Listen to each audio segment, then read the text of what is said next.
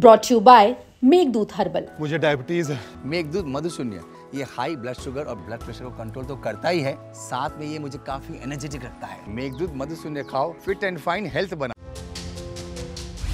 तो योगी सरकार के मंत्री को भी अब यहां पर ठाकुरवाद ही दिखाई देने लगा है। कैसे?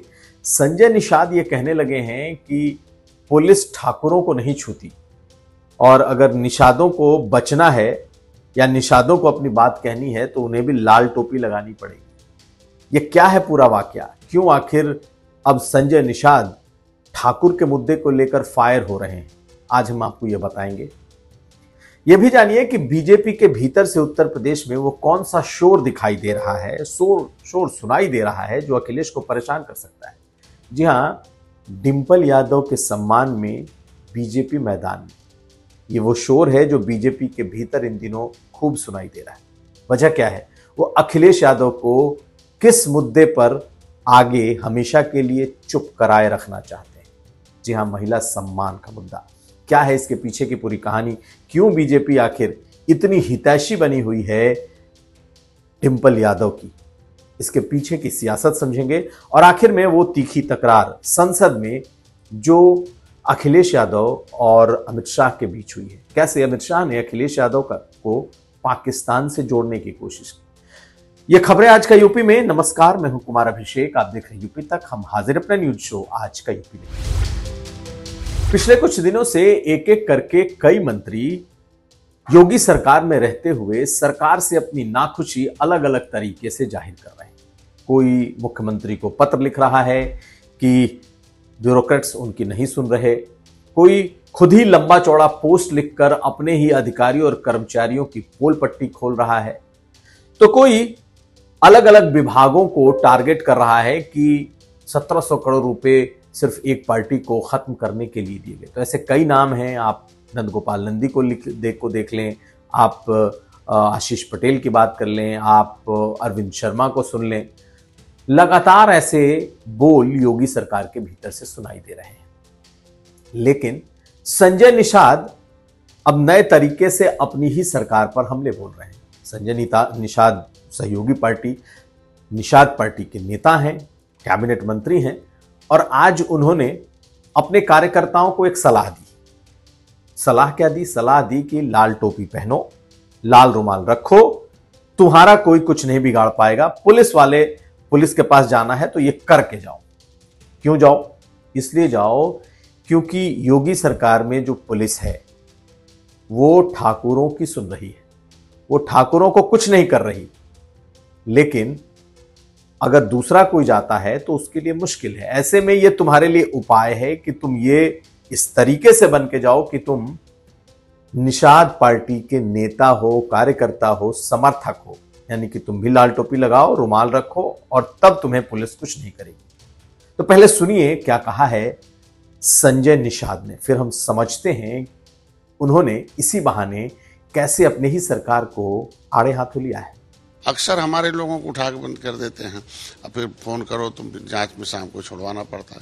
तो मतलब एक है कि हमने कहा इनको आइडेंटिफाइड हो जाओ, कम से कम टोपी, झंडा, नारा, नेता, ये आपका राजनीतिक हथियार है। तो निश्चित रूप से जो है टोपी पहनो, रुमाल रखो और अपना जय निषाद राज का नारी गाड़ी पर लगाओ तो आपको झूठा नहीं परेशान करेंगे। नहीं तो आप देख लो किस तरीके से चल रहा है। तो संजय निषाद के इस बयान के कई मायने हैं। एक, अपनी सरकार से खफा तो हैं और अपनी सरकार से भी ज्यादा अपने ब्यूरोक्रेट्स या पुलिस वालों से खफा है और उन्हें लग रहा है कि उनकी सरकार में सिर्फ एक बिरादरी की सुनी जा रही है। इसीलिए बात करते हुए उन्होंने ये साफ कह दिया कि अगर आप ठाकुर हैं तभी आपकी बात सुनी जाएगी और नहीं है तो आपको निषाद पार्टी का कार्यकर्ता बनना पड़ेगा, यानी कि लाल टोपी लगानी पड़ेगी। और ये कहीं ना कहीं एक इशारा है सरकार को कि उनके मंत्री इस वक्त किस तरीके से महसूस कर रहे हैं, या फिर इस सरकार के भीतर एक सिस्टमेटिक तरीके से सरकार को ठाकुरों के नाम पर एक जिसे कहते हैं ब्रांड करने की कोशिश है। ज्यादातर लोग अगर देखें तो या तो निजी बातचीत में या यूं ही बार बार योगी सरकार को ये ब्रांड करने की कोशिश करते हैं। विपक्ष खास करके अखिलेश यादव तो खैर उन्होंने इसे मुद्दा ही बना दिया है, लेकिन अब अपनी पार्टी के भीतर से अगर इस तरह की आवाजें उठेंगी जिसमें एक जाति विशेष को इस सरकार से जोड़ दिया जाता है, तो फिर अब इस सरकार के लिए सोचने का वक्त है। तो खैर सुनिए लाल टोपी को लेकर के उन्होंने क्या कहा है। किसी को सताते नहीं, पंडित जी ठाकुर साहब को तो सताते नहीं, ना तो यादव जी चमार सताते किसे, यही जो बची जाती हैं उनको सताते हैं। तो निश्चित रूप से उन्हें बताना पड़ेगा ना कि आप आइडेंटिफाइड रखोगे तो सम्मान प्राप्त करो।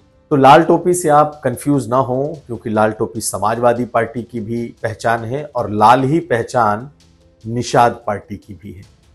ऐसे में निषाद पार्टी ने अब इस रंग को अपनी सियासत का एक नया जरिया बनाना शुरू कर दिया है। खैर आगे क्या होता है नजर रहेगी, लेकिन इस मुद्दे पर वो सरकार को घेरने से बाज नहीं आ रहे। अगली खबर। और अब हम बात करते हैं बीजेपी के भीतर मचे उस शोर की। जी हां, बीजेपी का हर नेता, कार्यकर्ता, महिला नेत्री इन दिनों उनका सबसे ज्यादा उनकी सहानुभूति अखिलेश यादव की पत्नी और मैनपुरी से सांसद डिंपल यादव के लिए दिखाई दे रही है। जी हां, जो शोर है, जो नारा है, वो कुछ इस तरीके का लग रहा है कि डिंपल यादव के सम्मान में पूरी बीजेपी मैदान, पूरी बीजेपी इसलिए क्योंकि संसद में भी डिंपल यादव के समर्थन में वहां के सांसदों ने प्रदर्शन किया और उत्तर प्रदेश में तो इसे लगता है बीजेपी ने अपना मुद्दा बना लिया है। बेबी रानी मौर्य जो बहुत सीनियर बीजेपी की दलित चेहरा हैं, मंत्री हैं, उन्होंने एक दिन पहले प्रेस कॉन्फ्रेंस की और प्रेस कॉन्फ्रेंस करके उन्होंने इस मुद्दे पर डिंपल यादव के साथ सहानुभूति जताई, बीजेपी उनके साथ खड़ी है, ऐसी बातें कहीं। तो आज बीजेपी के नेता और एमएलसी सुभाष यदुवंश, जो कि खुद यादव बिरादरी से भी हैं, उन्होंने शहर में कई जगह पोस्टर लगवा दिए और उस पोस्टर के जरिए उन्होंने ये संदेश देने की, ये बात कहने की कोशिश की कि डिंपल यादव के साथ बुरा हो रहा है और उनकी पार्टी और उनके पति अखिलेश यादव ही उनके साथ खड़े नहीं हैं। वजह आप इन पोस्टरों को देखिए जो कि इस वक्त लखनऊ में कई जगहों पर लगे हुए हैं। हालांकि कई जगह प्रशासन ने इस पोस्टर को हटाया भी है, लेकिन इन पोस्टरों के जरिए समाजवादी पार्टी के भीतर की पॉलिटिक्स को प्रभावित करने की कोशिश हो रही है। दरअसल मौलाना रशीदी ने बहुत ही आपत्तिजनक बात डिंपल यादव को लेकर कह दी जब वो पार्लियामेंट स्ट्रीट के उस मस्जिद में पूरे सांसदों की टीम के साथ बैठी थी।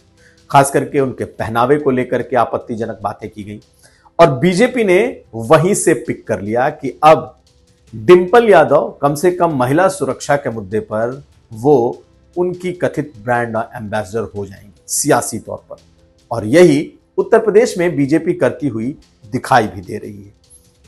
तमाम बड़े नेता डिंपल यादव के समर्थन में बोल चुके हैं, लेकिन इसकी वजह क्या है? दरअसल अखिलेश यादव हर दिन सरकार को इस बात के लिए ट्रोल करते हैं कि महिला सुरक्षा कुछ नहीं, महिला सुरक्षा पर योगी सरकार फेल हो चुकी है और महिला सुरक्षा को लेकर जो योगी सरकार का दावा है वो कुछ नहीं है, फेल है।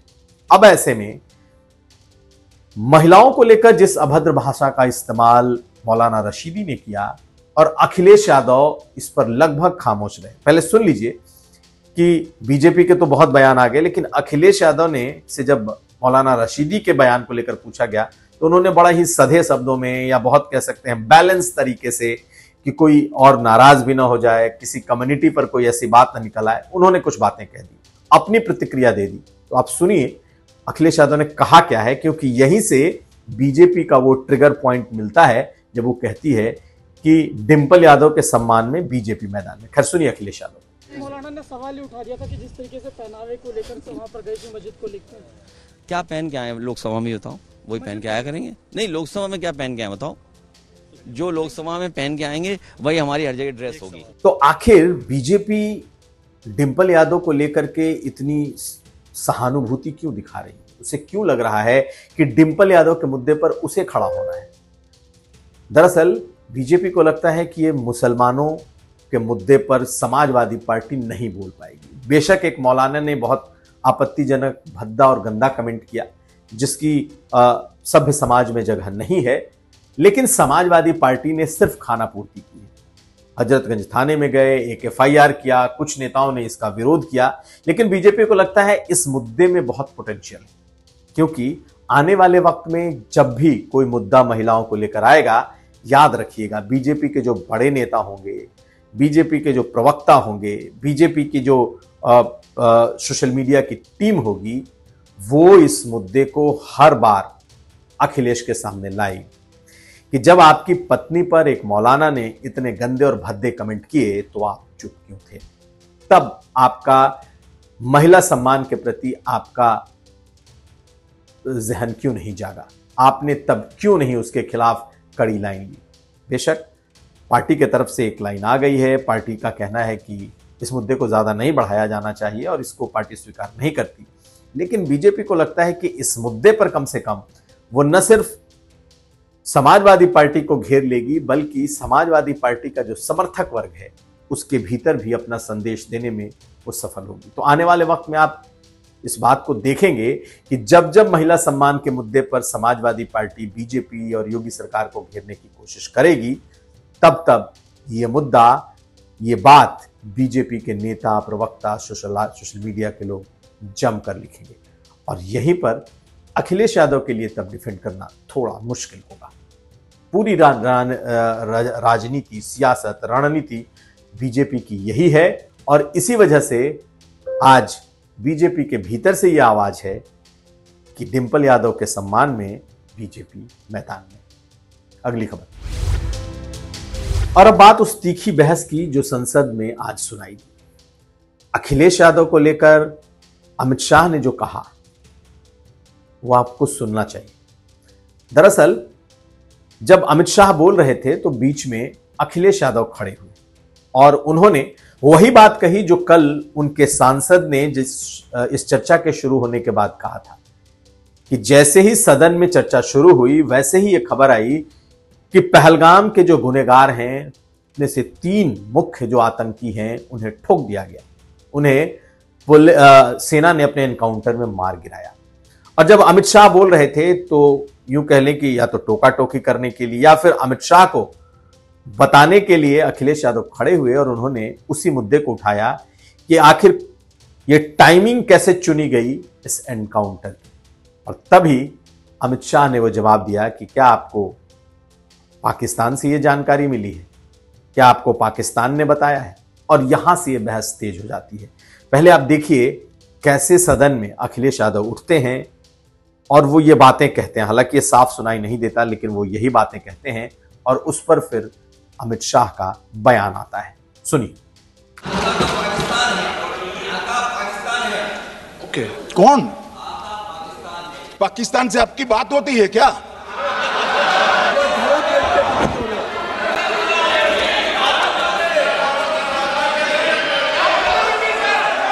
अखिलेश जी बैठ जाइए, मेरा पूरा जवाब सुनिए, आपका सब जवाब आ जाएगा। भाई आप आतंकवादियों का धर्म देखकर दुखी मत होइए।